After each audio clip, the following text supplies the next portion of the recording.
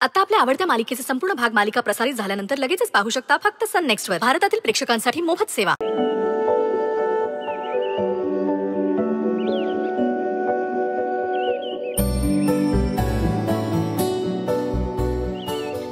अरे ताई, बरं झालं तू आलीस. हे बघ ना, बरोबर आहे का? आता कसं जमलं? इथून पुढे प्रॅक्टिस चालू ठेव म्हणजे व्यवस्थित जमेल.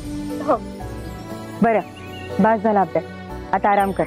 नाही नको, त्यापेक्षा मी आपल्या दोघींसाठी उसाचा रस बनवून आणते. हा चालते.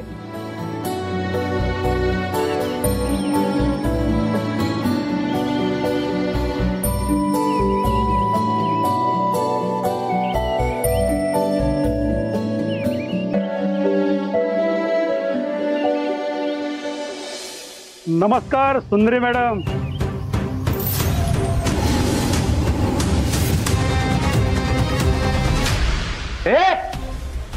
तुझी हिम्मत कशी झाली इकडे? आधी थांब. हा काय आलं इकडे मला सांग. मला दोनदा आधी आता नको. काय काम आहे विचार इकडे. विचारूया, थांब. आता नको. काय काम काढलं पाटील? मॅडम मी येणारच नव्हतो, पण कोणाला तरी तुम्हाला भेटायचं. कोणाला? हे बघा.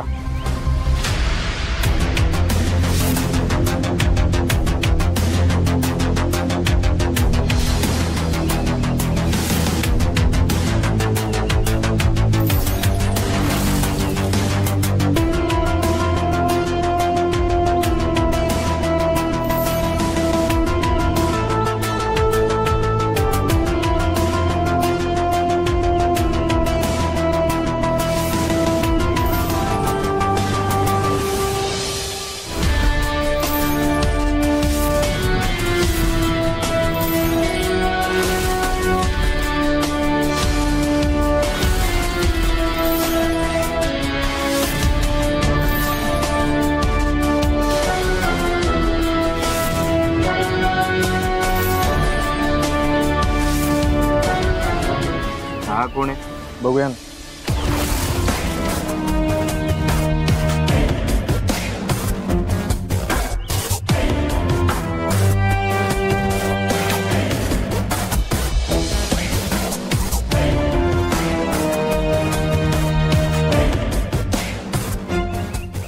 ते कोण?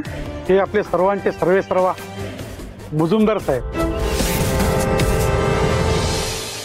आमचा देव आमचा नाही, तुमचे असते. साहेब थांबा, मी तुमच्यासाठी खुर्ची घेऊन येतो. मी अजय मुजुमदार, मुजुमदार इंडस्ट्रीजचा मालक.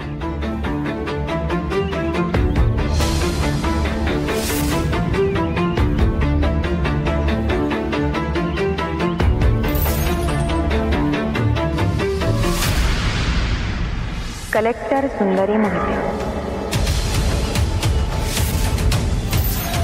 तुम्हाला कोण ओळखत नाही मॅडम? केसेस चांगल्याच गाजल्यात तुमच्या.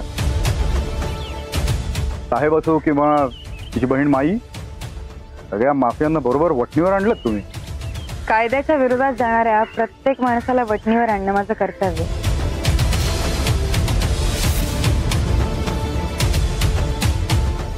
असं कसं येणं केलं? मी इकडे जमीन विकत घेतली आणि तिकडे माझी केमिकल फॅक्टरी उभारणार. हा, तुमचा त्या जागेसंदर्भात काहीतरी गैरसमज झाला होता, जो पाटील साहेबांनी दूर केला असं मला कळलं. तेव्हा आता येत्या 6 दिवसात त्या जागेचं भूमिपूजन करायचं ठरलं. आणि भूमिपूजनासाठी तुमच्या व्यतिरिक्त कोण चांगली व्यक्ती आम्हाला प्रमुख अतिथी म्हणून सापडेल? आणि भूमिपूजन तुमच्या हातून व्हावं अशी इच्छा आहे आमची. त्याचंच निमंत्रण द्यायला आलो. पाटील साहेब, निमंत्रण पत्रिका द्या. हो साहेब.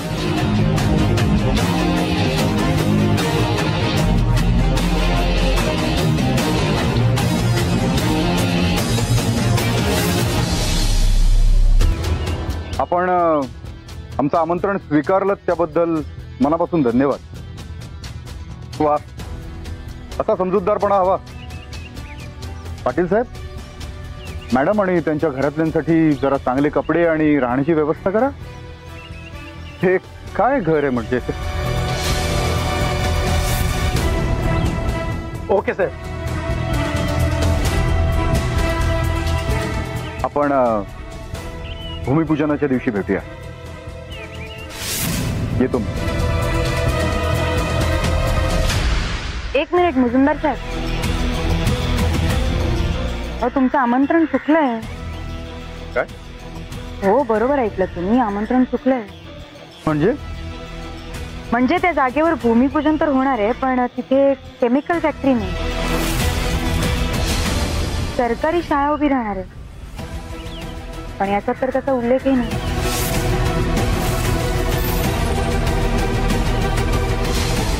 काय म्हणते? हो ते नाही का आपल्याकडे आधी हा साहेबांच्या खिशाला बघ, मागातलाय थोडा. मिस्टर मुजुमदार, तुमचा पेन लागेल फक्त. Tick tick.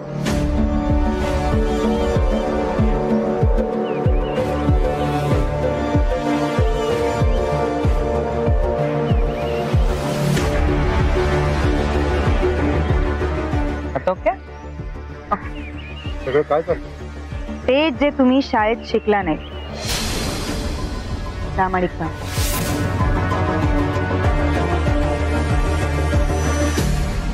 मला फक्त एवढंच माहितीये की ती जागा सरकारी शाळेसाठी राखीव आणि त्या जागेत केमिकल फॅक्टरी उभी राहणार.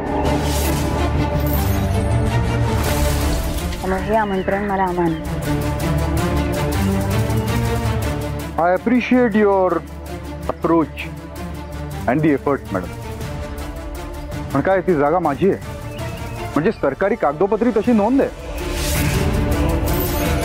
हा, आता तुम्ही जे म्हणताय की सरकारी शाळा बांधायची आहे, मग त्याची सरकारी कागदोपत्री काहीतरी नोंद असेल ना,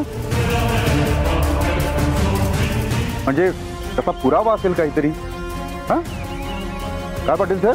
हो ना साहेब.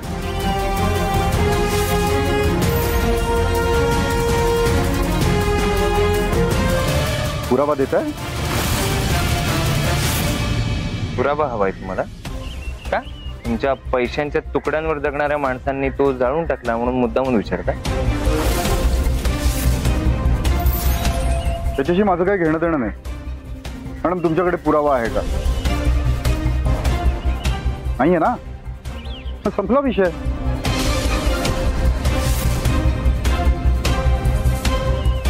मुजुमदार सर, कशाला मुलांच्या भविष्याशी खेळताय? त्या जागेच्या बदल्यात मिळालेले करोडो रुपये घशात घालून का मुलांना शिक्षणापासून वंचित ठेवताय? नाही मॅडम, तुमचा काहीतरी गैरसमज होतोय. मी भविष्याशी खेळत नाहीये, गावातल्या प्रत्येकाचं भविष्य घडवतो. फॅक्टरी उभी राहिल्यानंतर किती लोकांना रोजगार मिळणार आहे माहितीये तुम्हाला? आणि राहिला प्रश्न शाळेत, ही व्हायलाच पाहिजे, बरोबर आहे. आणि त्यासाठी मी एक ऑफर घेऊन आलो, प्रपोजल आहे माझ्याकडे.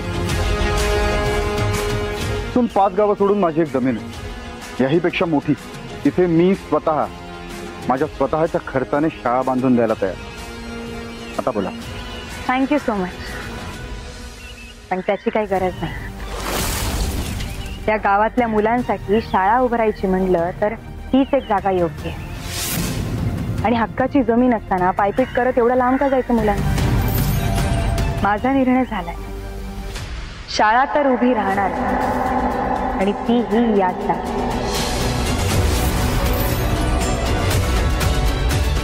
त्यामुळे मुजुमदार सर, तुम्ही आता येऊ शकता.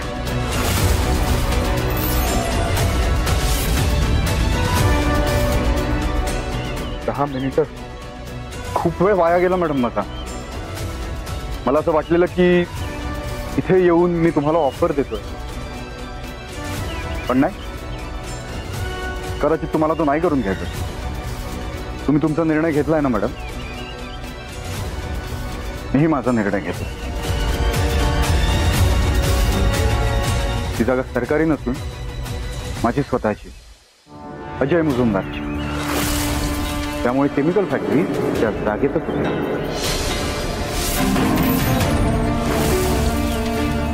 तुम्हाला जे वाटतंय ते तुम्ही करा, मला जे वाटतंय ते मी करतो.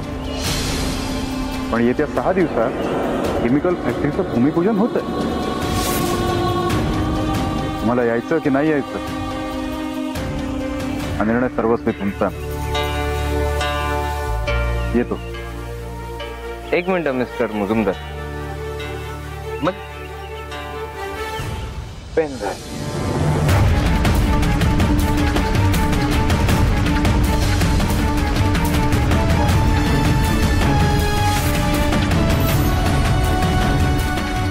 छान आहे.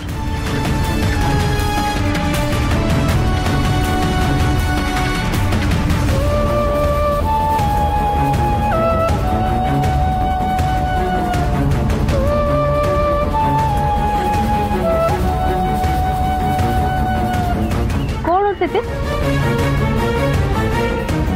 काय नाही बाळ, तू काळजी करू नको. सुंदरी, काय करायचं आता काय? त्याचा निर्णय झालाय तसा माझाही निर्णय झाला. शाळा तर मी उभी करणार आणि तीही त्याचसाठी.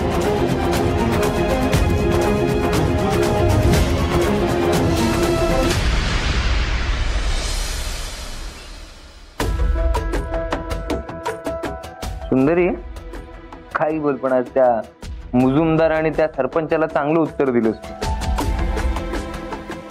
मला सांग, पेपरात ती बातमी तूच दिलीस ना? हो. का म्हणजे ही गोष्ट गावापुरतं सीमित नाही राहिली पाहिजे, जगाला सुद्धा कळली पाहिजे. हा नीच माणूस गावातल्या शाळेच्या जमिनीसाठी कसा मागे लागलाय ते कळायला पाहिजे ना जगाला. होच बोललो, तो मुजुमदार एवढा पळत पळत तुला भेटायला का आला?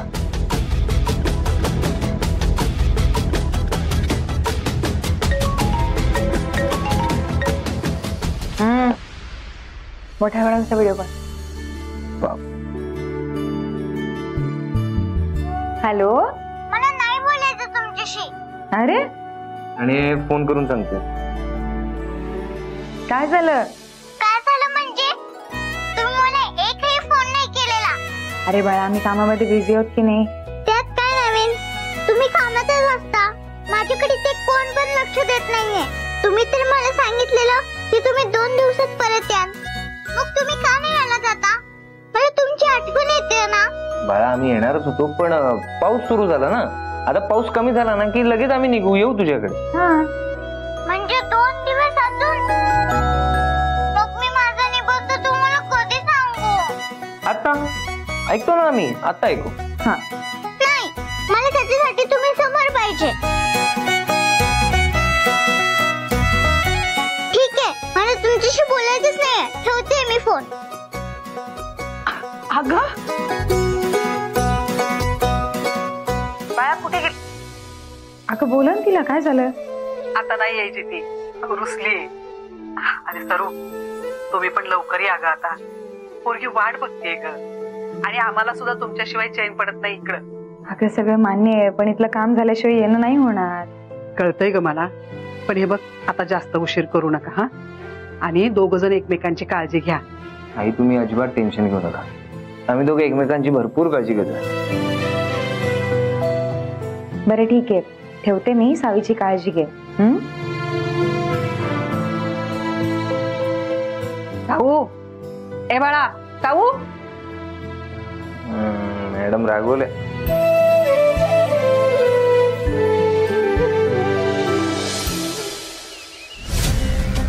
खरंच तुम्ही जबरदस्त आहात मुजुमदार साहेब. अहो, तुम्ही आलात आणि त्या सुंदरीला असं ऐकवलं की विषय खतम. आता ती पुन्हा आपल्या आडव्यात जाणार नाही बघा. आणि तिची बोलती बंद केली. क्या बात आहे साहेब, खरंच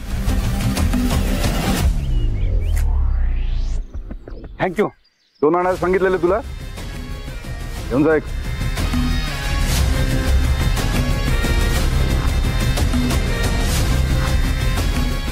झालं तुमचं? संपलं तूप? लाज वाटू द्या जरा. ती सुंदरी तिकडे काय करते हे जेव्हा मी तुम्हाला विचारलं तेव्हा काय म्हणालात मला? की बघून घेतो सगळं. हे बघितलं? हा, त्या बाईनी शह दिला तुम्हाला पाटील. मला वेळीच सांगितलं असतात ना त्या सुंदरीचा आणि तिच्या घरच्यांचा वेळेवर बंदोबस्त केला असता.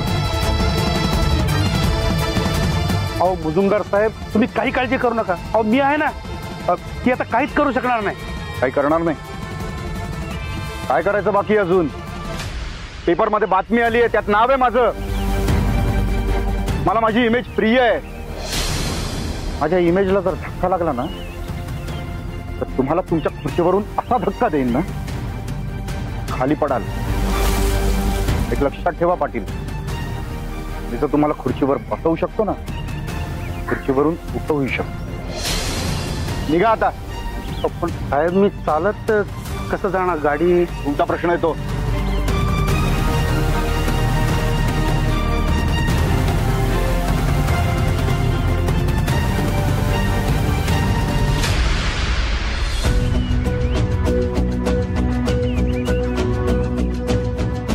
मला तर काही सुचत नाही.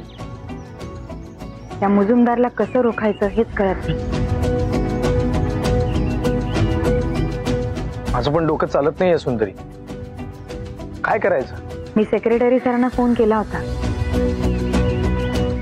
पण कदाचित रेंज नाही. हिमाचल प्रदेशला जाणार होते ना ते, तिकडे गेले असते. त्यामुळे आपल्याकडे तो पण ऑप्शन नाही. पण काही झालं ना भाऊजी तरी शाळेच्या जमिनीवरती मी त्या प्रायव्हेट कंपनीचं भूमिपूजन नाही होऊ देणार. सुचेल सुचेल.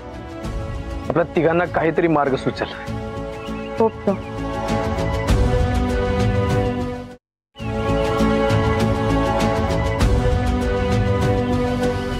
सुंदरी, तुझ्या लक्षात आहे की नाही मला माहित नाही, पण आज तुझ्या आणि आदित्यच्या या गावात झालेल्या लग्नाचा वाढदिवस. It's your marriage anniversary today. Hi Krishna दादा, काय सांगतो? अरे कसलं भारी. हॅपी अॅनिव्हर्सरी ताई. तुला माहितीये ताई, मी आजपर्यंत अॅनिव्हर्सरी ना फक्त सिरियल मध्ये साजरी होताना बघितलेली. आज पहिल्यांदा प्रत्यक्षात बघणार आहे. ताई, तुझ्या लग्नाला किती वर्ष झाली ग? माहित नाही. हा, नाही म्हणजे खरं तर एक्झॅक्टली आठवत नाही.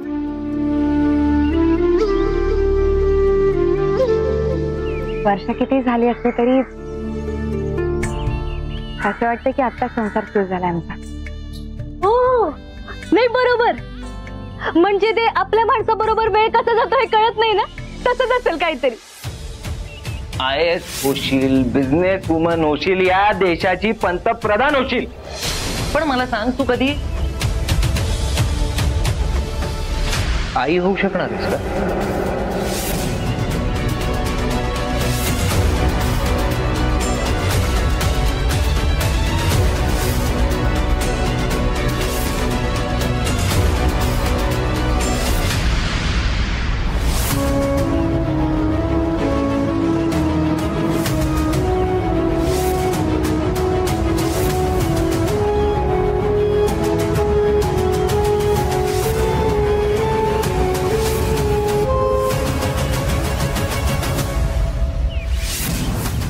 मनाची सुंदरता काय असते मला कळलंय तुझ्यामुळे. माणसाकडे मनाची सुंदरता असली ना की तो स्वतः सुद्धा खूप सुंदर दिसायला लागतो, हे कळलंय मला.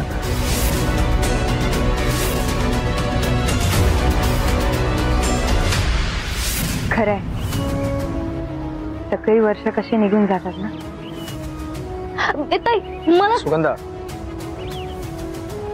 जाऊन अभ्यास कर. अरे पण प्लीज. सॉरी, मी काही जास्त बोलले का? पण ताई, हवं तर तू माझा हट्टच म्हण, पण आपण तुझ्या लग्नाची अॅनिव्हर्सरी साजरी करायची.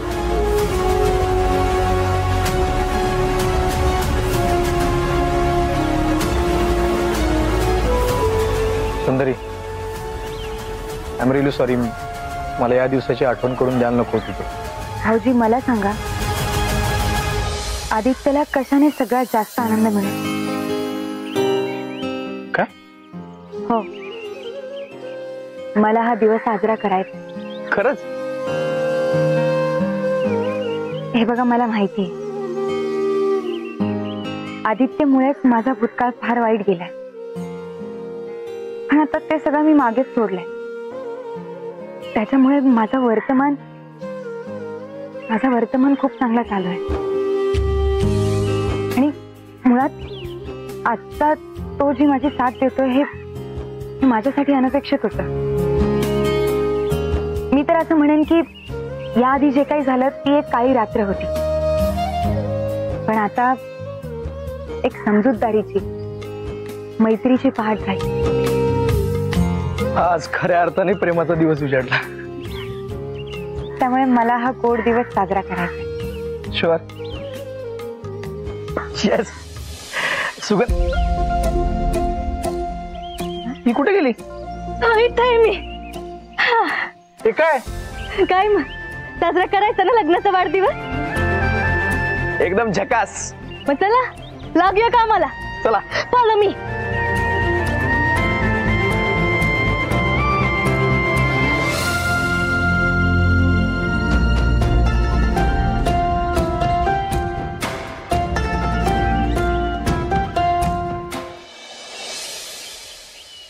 आदित्य, सुंदरीची तब्येत व्यवस्थित आहे ना? हो आई, देवाच्या कृपेने सगळं व्यवस्थित आहे. तिची तब्येत चांगली आणि नको काळजी करू. मी आहे ना इकडे, मी तिला काही होऊ देणार नाही. मला तुझ्या इच्छाशक्तीवर विश्वास आहे रे. बरं ते सगळं सोड, मला सांग घरात सगळे कसे आहेत? हो हो, सगळे ठीक आहेत. पण अरे आदित्य, मी आणि मंगलताईंनी आजचं वर्तमानपत्र वाचलं. त्यात जी बातमी आली होती ना, त्याने घाबरलोय आम्ही दोघी जण.